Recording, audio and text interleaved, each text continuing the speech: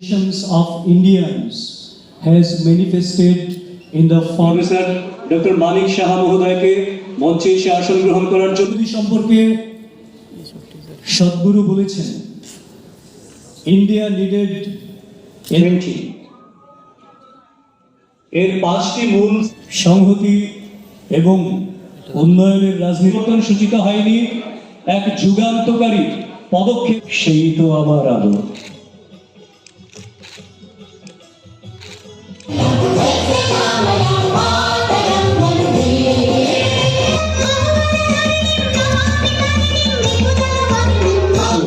এভাবেই সঞ্চারিত হোক দেশ মাতৃকার বন্দনায়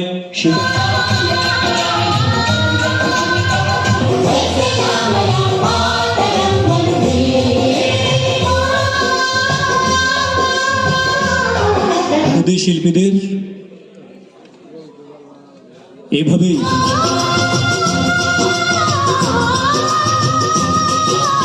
প্রধানমন্ত্রী পরে আমি প্রথমে দেশের প্রধান সেবক এই যে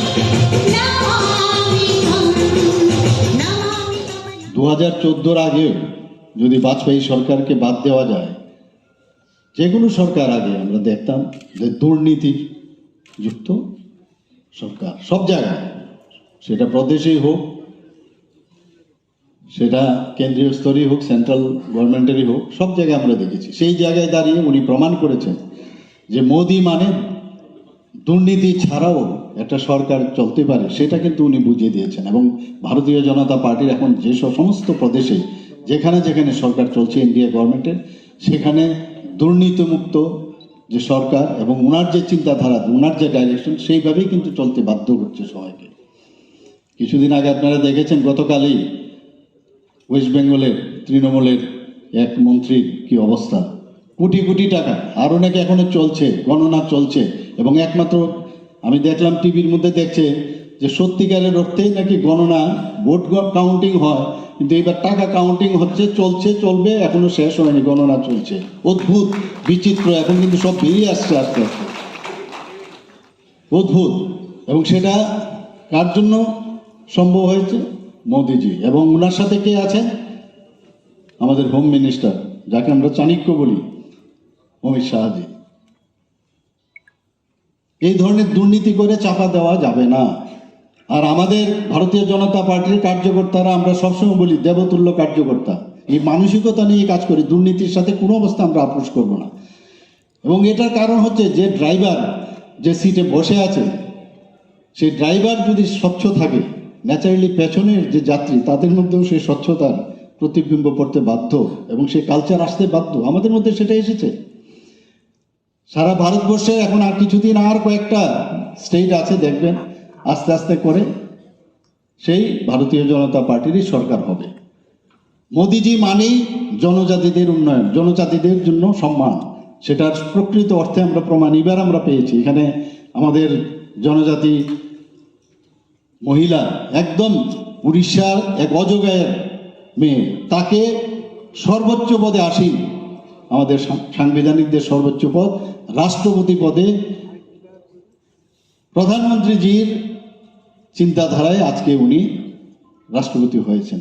সেখানে আমরা কংগ্রেসের কি দেখলাম কিছুদিন আগে, কংগ্রেস নেতা পার্লামেন্টের অধীরবাবু বলেছেন রাষ্ট্রপত্নী, কদর্য ভাষায়, কুরুচিকর ভাষায় উনি ওনাকে, তির্যক ভাষায় ওনাকে সম্বোধন করেছেন। আমরা তার জন্য সবাই প্রতিবাদ করেছি। এই হচ্ছে ওনাদের কালচার। ওনার কোনো অবস্থায় জনজাতিদের যে উন্নয়ন হচ্ছে, কোনো অবস্থায় ওরা, অরবিন্দবাবু পুরো বলেছেন, আমি কয়েকটা পয়েন্ট বলবো। মোদিজি মানেই ডেভেলপমেন্ট, আমরা সবাই জানি। মোদিজি মানে বিভিন্ন জায়গায়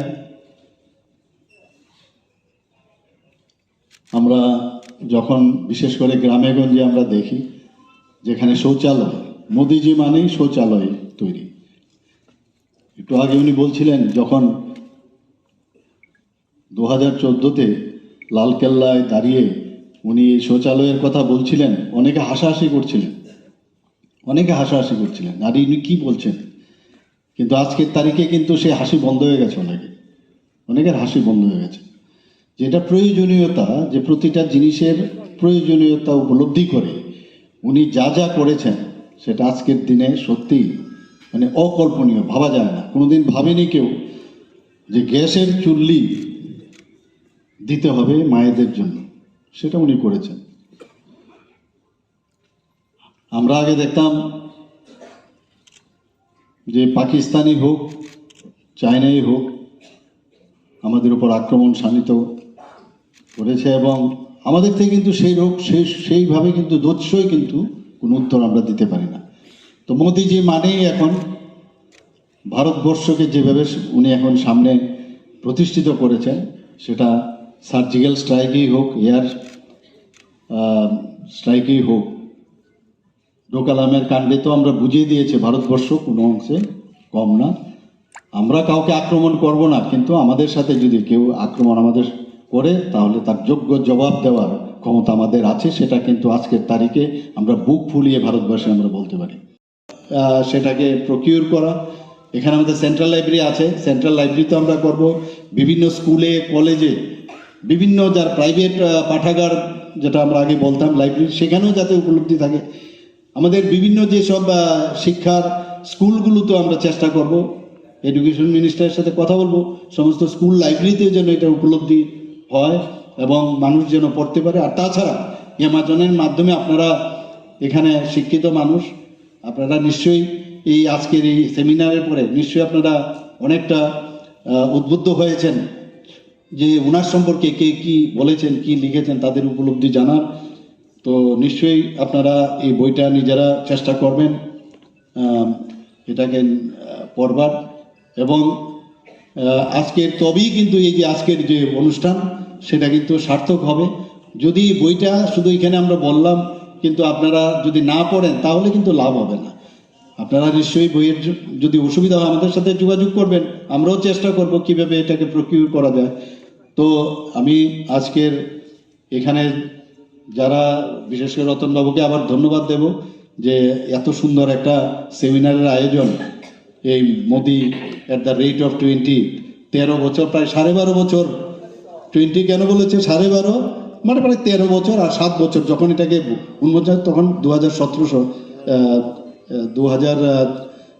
ইয়েতে, তো সেই কারণে ওনার প্রায় 20 বছর কমপ্লিট হয়েছিল।